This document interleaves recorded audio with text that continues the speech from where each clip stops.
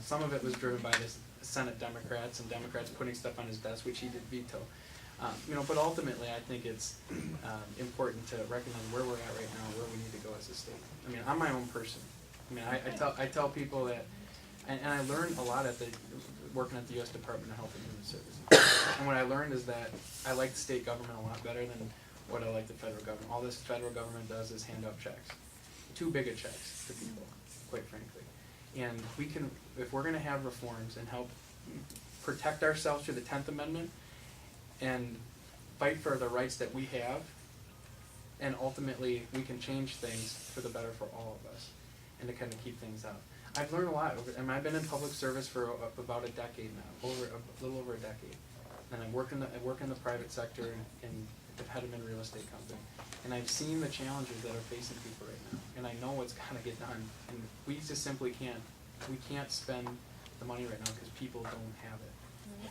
I mean, it's a pretty simple principle where we're at. So, and with or without my past of where the government, I also worked for Joe Lightpalm, who's a very strong conservative, anti-spending senator. I was his chief of staff. So, I didn't know you were his chief of staff. yeah, Interesting. and that's why Joe and I worked on the resolution together with Robin Voss to make sure we protect our rights for healthcare in Wisconsin.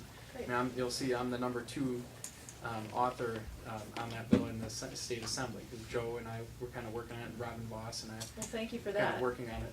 So, I mean, I see very clearly where we're at right now. I have young kids, and that's why I'm so passionate about these issues, and my wife, who was not political when we first met, has come to understand now, because we have kids, and you see liberal politicians make decisions that really do matter and impact us. And that's a problem, and that's why I'm so involved in it right now and so active. Thank you. Let's look at it. See any value in Smart Growth 2020? Do I see anything? Any value in it? I'm very worried about smart growth right now across the board, and I've dealt with it on a number of levels, especially in the town of Primrose. It's my biggest concern right now in Dane County, and I guess I'll throw out my reference to the town of Primrose, where you can't even build, if a farmer wants to have their grandkids grow up next to them, or build a retirement home right on there, if it's over one strip of farmland, a corn, you can't even build there anymore. And it just, I'm very worried about the erosion of personal property rights right now in Wisconsin. And Smart Growth 2020, or whatever people will call some of the growth and development plans, I'm concerned about. And I got countless documentation from my district. Dane County is clearly the worst, but it's starting to creep out. I call it progressive sprawl into my district, which is concerning. But you start to see it down in the Belleville area, where people are talking about it, and people from Madison are moving out and then getting a piece of land and saying, well, now no one can do anything else around me. And I see it wherever we go. So if a major farm wants to expand and keep cows in Wisconsin, help our dairy industry, can't do it. In the town of Magnolia, Larson Farm, Larson Acres, they're dealing with that all the time. They spent millions of dollars on lawsuits down there because people and they're abiding by every single rule that DNR throws at them and then some, and they're still having problems. So, I mean, we do need responsible growth and responsible patterns, but the local level, we can handle those things, and we can respect personal privacy rights. Do you think that there's a role that you can play as lieutenant governor in working with key members of the legislature, for example, to start eliminating certain departments in the That's state? what's going to have to happen. Yeah. Because we'd like to see that. Well, the answer to that's yes, and that's one of the strengths that I think me, as opposed to some of the other folks running, all nice people. But one of the strengths, having served in the legislature right now, it gives me a strength. When this budget comes out, the governor is going to have to get his agenda through. And when we introduce a conservative budget, we are going to have to pass it. And let's make no mistake, even if Republicans control everything, it's going to be tough to get something that's conservative what needs to be done. I mean, let's get that out there right now. It's going to be tough. And we're going to need people that understand the relationship, the dynamics of what goes on, the politics. Having run for the state assembly 3 times, I understand how state representatives think through this process, and worked in a Senate office. I understand the process. I know how to get those things done, and I think I can bring significant value to an administration in that regard. And I spent too many hours in our state assembly Republican caucus going over 80-some bills or 100-some bills this last week. but it's really trained me well to understand what's gotta get done. And I know you can just see the path out there to put these pieces of the puzzle together. November 2nd won't be significant. If we can win the governor's office, that is the first big step. And then February is, then you'll be working from November 3rd to basically the middle of February on the budget, because it's gonna have to start right away. And then it's gonna kick the process off. So, it's an exciting time, and we can make so many good changes if we get the right people in there, and if we all stay vigilant and stay active on it in our communities. How do you keep people active for you? How do I?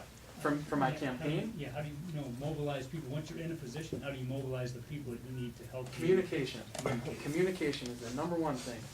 Failure of communication is the number one thing that kills. Well, what stops you from going into the little shell that typically seems to happen when the folks go to the, I do exactly what I did in the state assembly, and I think I got reelected 3 times in a challenging conservative district, was because I listen to people. I mean, I go to more spaghetti dinners and pancake breakfasts and chili cook-offs and That can't be true, you're not fat enough. trust me, I went through the Lincoln Day circuit right now. I'm a little heavy. Every assembly race, I'd knock on about 10 to 15,000 doors, and I'd lose 20 pounds. Now running for lieutenant governor, I'm going through about 20 drive-throughs a week. It seems like running Lincoln Day dinners. It's just not good. But parade season started. But the key point is, just wait. Have me back in about 3 months, and I'll look a little different. I promise. The key is staying in touch and having listening sessions, but actually listening, being amongst people. Return your phone calls. I mean, novel concept. Don't have your staff just take a look at the things, the emails that you're getting. I mean, when I would get hundreds of emails in the office, and I would respond to every one of them because I wanted to understand what people were talking about. And if you don't have a good pulse for what the will of the people is through the correspondence to your office, whether it's good or bad, what I like to do on decisions, like the budget decision, the Doyle budget, that was a very difficult decision. I mean, there was no good answer. I was worried about property taxes. I fought for the people I represent. And what I did during that tough decision was I weighed that decision on both sides. And you'd get stacks of paper on both sides. I listened to people. I mean, I had time to make that decision. And I really was thoughtful and thought through it. And so what were the ramifications on every single end? And until you connect with people in your district on it. And I had conservative Republicans afterwards when I talked to them and I explained it. At first, what the hell are you voting for a Doyle budget for? And I explained it to them. They're like, thank you. You are the first person that will tell it like it is and stand up for us. And finally, you get people to say, well, somebody's putting down party labels and they're actually doing what they believe, because they actually did their homework, number one, people are shocked about it. And then they actually fought for us.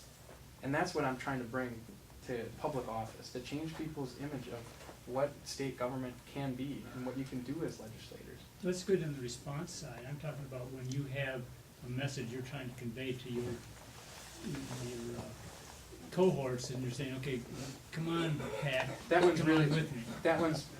are you talking about the general public? Yeah, just Yeah, bring- that one's easy, and that's kind of what I've done now in the train bill, for example. I'm trying to stop the train, introduce legislation to try to make sure there was no federal, state, or local money spent on that train. It were $800 million. I mean, you guys know the details. But what we did, we set up a website, and we're trying to get petitions going out to every event I possibly could, all the way throughout, all across the state. Was on every talk radio program that would allow me to be on. Brian Schimming was filling in for Vicky, I think, and Brian had me on, and we talked about it there. Emails, we collect email addresses, and so then that's a really good, easy way to alert people basically to some of the things that are going on. The regular e-update that we do currently in the office, and the campaign starting to send things out periodically.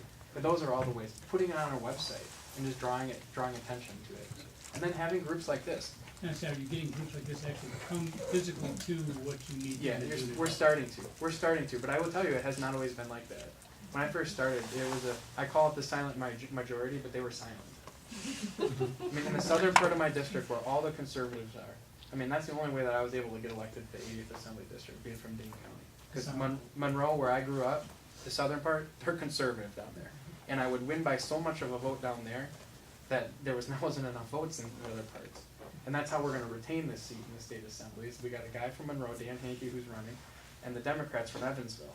And so it's a perfect, and I've already beat her, I beat her once, and so Dan Hankey will beat her again. So I'm thrilled about that. But see, at that time, groups were not coming to stuff. I mean, I'll tell you, the biggest thing to me was the first Tea Party in Madison. That was the first time where I really felt that groups they got it. I mean, they really started speaking up. That was the first time, over a year ago. And there was other groups in pockets here and there, but it wasn't an organized effort, I didn't feel. And it was kind of loosely connected at that point, but it's getting stronger. And people are starting to pay attention. There are still liberals that don't believe this movement's real.